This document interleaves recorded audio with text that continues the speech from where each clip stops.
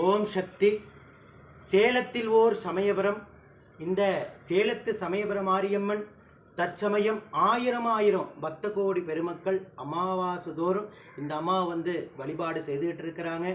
அமாவாசையில் என்ன சாமி அவ்வளவு முக்கியத்துவம் அப்படின்னா, அமாவாசை அன்னைக்கு மொச்சக்கட்டை கத்திரிக்காய் குழம்பு வச்சு முருங்கைக்கீரை பொரியல் செய்து 3 அடுக்கு சாதம் வைத்து பச்சரிசி மாவிளக்கு இடித்து அந்த மாவில் ஜோதியாக ஏற்றி உடுக்கி அடித்து பாட்டு பாடி அம்மாவை அந்த ஜோதியில் ஆவாகனம் பண்ணி அந்த ஜோதியை எடுத்துகிட்டு வந்து ஆகாரத்தில் வச்சு அம்மாவை சாப்பிட வச்சு அந்த படையில் குழந்தை பேர் இல்லாத பக்த கோடி பெருமக்களுக்கு கும்பிட்டு கொடுத்தா உடனுக்குடனே குழந்தை பேர் கிடைக்கும்.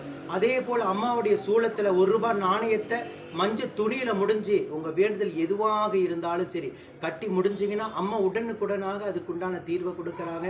சரி சாமி, இந்த அம்மா எப்படி இங்கே உருவானாங்க, எத்தனை ஆண்டுகளுக்கு முன்னாடி உருவாங்க அப்படின்னா, அம்மா ஆதியில் சுயம்பம்மா, கீழே சுயம்பாக இருந்தாங்க. பூர்வீக இடம் தாத்தா வழிபட்ட அம்மன்.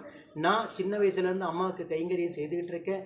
அம்மா எனக்கு உருவம் அமைங்கன்னு சொல்லி 21 இடத்துலேருந்து புற்று மண் எடுத்துகிட்டு வந்து சமயபுரத்துலேருந்து மண் எடுத்துகிட்டு வந்து அம்மா உருவமாக உக்காந்து இப்போ 10 வருஷம் ஆகுது. அதே போல் சேலம் புதிய பஸ் நிலையம் இறங்கிட்டு சாமிநாதபுரம் இபி ஆஃபீஸ்ன்னு கேட்டிங்கன்னா எல்லாத்துக்குமே தெரியும். இபி ஆஃபீஸ் ஏத்தாப்பில் சேர்ந்தது அம்மா குடிகொண்டு இருக்காங்க.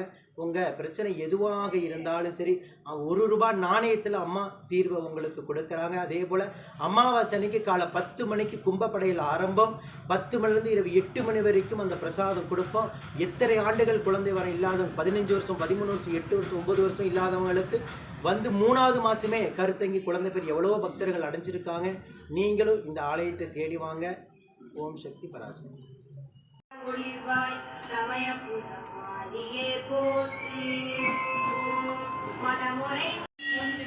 காமதேனுவே ஸ்ரீ சமயபுரமாரியே போற்றி போற்றி.